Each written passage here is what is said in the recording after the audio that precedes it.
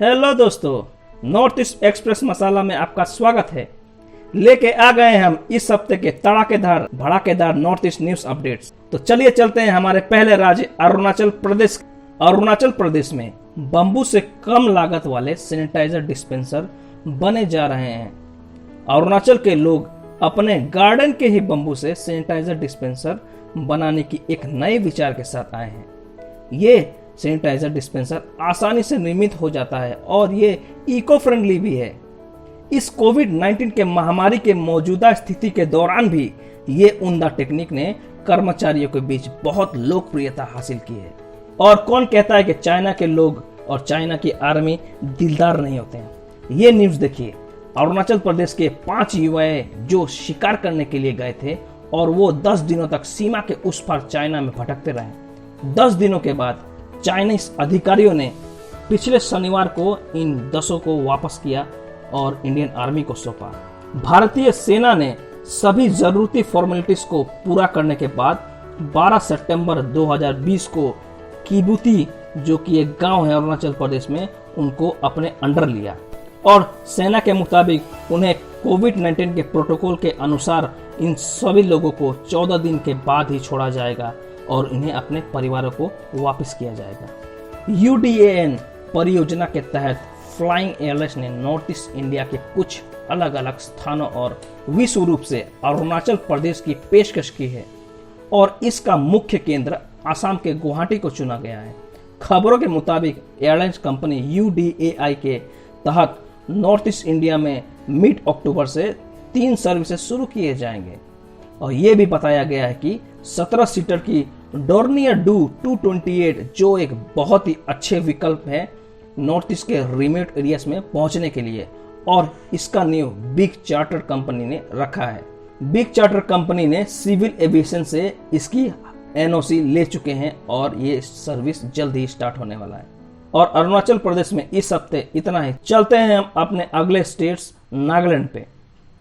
BJP सरकार ने नागालैंड में एक और मेडिकल कॉलेज की स्थापना के लिए मंजूरी दे दी है। राज्य के state health and family welfare minister के अनुसार मोन के मौजूदा जिला हॉस्पिटल को अपग्रेड करके नए गवर्नमेंट मेडिकल कॉलेज की स्थापना की जाएगी। इसके अलावा उन्होंने कहा है कि केंद्र सरकार के इस फैसले से राज्य के स्वास्थ्य क्षेत्र में क्रांति लाने की नागालैंड सरकार के जो प्रयास है उसको बढ़ावा मिलेगा। Nagaland health and family welfare department ने 9 सितंबर को कोहिमा में नागा टेलीहेल्थ मंच का शुभ आरंभ किया और ये प्लेटफॉर्म रिमोट एरियाज में रहने वाले लोगों को ध्यान में रख के किया गया है। इसके तहत क्वालिफाइड चिकित्सक हॉस्पिटल और स्पेशलिस्ट तक पहुंच पाएंगे। टेलीहेल्थ एक वर्चुअल मंच है जहां पेशेंट अपने स्वास्थ्य केंद्र का द्वारा किए बिना ही डॉक्टर और स्पेशलिस्ट तक पहुंच पाएंगे और अपनी समस्या डॉक्टर को बता पाएंगे। और नागालैंड में इतना ही। चलते हैं हम अगले स्टेट्स सिक्किम पे। सिक्किम की रेड चेरी मिर्च, जिसे स्थानीय लोगों में डाले खुरसानी के नाम से जाना जाता है, विशेष रूप से इसे दुनिया का सबसे गर्म मिर्च माना जाता है। डाले खुरसानी को सिक्किम या north eastern regional agriculture marketing corporation limited NERAMC के द्वारा एक आवेदन के आधार पर भारत सरकार की GI रजिस्ट्री में शामिल किया गया है और ये मिर्च सिक्किम में सबसे ज्यादा उत्पादन किया जाता है और इसका एक्सपोर्ट पूरे दुनिया भर के देशों में किया जाता है। और इस कोविड-19 में मिनिस्टर को भी नहीं छोड़ा। तो ये सुनिए, मिनिस्टर के सैलरी में 1 साल के लिए 30% की कटौती करने के लिए एक बिल पास किया गया है। कोविड-19 महामारी से उत्पन्न होने वाली समस्या को पूरा करने के लिए राज्यसभा ने संसद के MPs विधायक 2020 के सैलरी अलाउंस और पेंशन को पास कर दिया। इससे मंगलवार को लोकसभा की मंजूरी मिल गई और इस बिल को दोनों हाउसों के एक साथ लिया गया और वॉइस वोट से पास किया गया है। चलते हैं हम अगले स्टेट्स मेघालय पे। UGC ने मेघालय राज्य में 16 अक्टूबर तक फाइनल सेमेस्टर एग्जाम पोस्टपोन के लिए सहमति दे दी है। अब नॉर्थ ईस्ट हिल यूनिवर्सिटी NEHU 7, 9, 12, 14 और 16 अक्टूबर 2020 को एग्जाम होगा और रिजल्ट अक्टूबर 2020 के एंड तक अनाउंस किए जाएंगे। इससे पहले एग्जाम सितंबर 2020 में आयोजित करने की बात की गई थी, लेकिन कोविड-19 के महामारी के कारण यूजीसी ने एग्जाम और एकेडमिक कैलेंडर पर एक गाइडलाइन जारी किया, जिसमें देश के यूनिवर्सिटी को सितंबर के लास्ट तक फाइनल सेमेस्टर एग्जाम को पूरा करने के लिए कहा गया है। और दोस्तों, आज का नॉर्थ ईस्ट फैक्ट, आज हम अरुणाचल प्रदेश के बारे में बताने वाले हैं। बर्फ के पहाड़ों से ढकी चकमकाती चोटियां, खूबसूरत वादियां और जंगल से पूरे हरे भरे नजारे इस राज्य की खूबसूरती को बयां करते हैं। अरुणाचल प्रदेश भारत का बेहद ही खूबसूरत और महत्वपूर्ण राज्य है। अरुणाचल के लोग काफी साधारण और मेहनत नवाज होते हैं। राज्य भर में 25 से ज्यादा जनजातियां यहाँ निवास करती है और वे अपने कला और संस्कृति से आज भी जुड़े हैं।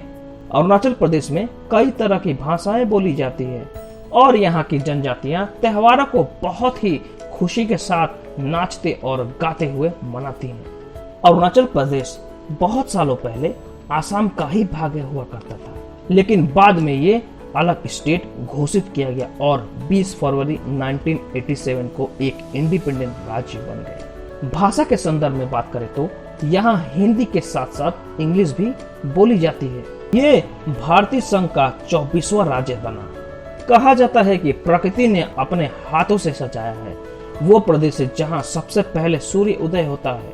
अरुणाचल प्रदेश में 60% भूमि जंगल है और बहुत सारी नदियाँ, ऊंचे पर्वत, वन्य प्राणी, दुर्लभ जड़ी बूटियां दृश्य इस राज्य को किसी स्वर्ग से कम नहीं बनाते हैं। एपी के इकोनॉमी का आधार कृषि है। 80% जनता कृषि कारणों में लगी है और यहाँ ये लोग झूम कल्टीवेशन करते हैं। लगभग 14 लाख की आबादी के साथ भारत के तीसरा सबसे कम आबादी वाला राज्य है। मुख्य नदी ब्रह्मपुत्र है, जिसे सियांग के नाम से जाना जाता है। घूमते हुए बंबू पुल को कौन नहीं जानता। ये एक पारंपरिक ब्रिज है जिसे रस्सी और बंबुओं से बनाया गया है और ये एक कलाकारी का बेहतरीन नमूना है। राजधानी ईटानगर है जो पहाड़ों के बीच में बसा हुआ है। ईटानगर को मिनी इंडिया भी कहा जाता है क्योंकि यहाँ देश भर के लोग साथ साथ रहते हैं। ईटानगर में लगभग 7 किलोमीटर दूर गंगा झील स्थित है। ये हरी भरी वादियों से घिरी खूबसूरती का एक महत्वपूर्ण नजारा है और यहाँ बुद्ध का एक विशाल मंदिर भी है। एपी का तवांग डिस्ट्रिक्ट नॉर्थ वेस्ट भाग में स्थित है और ये 6th दलाई लामा का जन्म स्थान भी है और भारत में सबसे बड़े बुद्ध मंदिर के लिए भी जाना जाता है। तवांग में हर साल नए साल पर लोसार फेस्टिवल मनाया जाता है और ये एक प्रमुख फेस्टिवल है। सीलाधरा से ज्यादा देखने जाने वाला जगह है। ये दुनिया भर की सबसे ऊंचे स्थानों पर बसे पहाड़ी इलाकों में एक है। यहाँ सर्दियों के दौरान झीलों में पानी नहीं बर्फ होता है।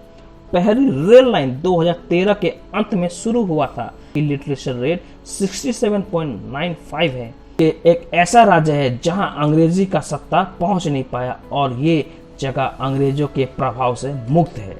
भारत का सबसे लंबा नदी का पुल लोहित नदी के ऊपर बना है, जिसका एक छोर ढोला गांव और दूसरा छोर आसाम के वादियों को छूता है। और दोस्तों, आज के लिए इतना ही। हमारे चैनल को लाइक, सब्सक्राइब और शेयर करें। बहुत बहुत धन्यवाद।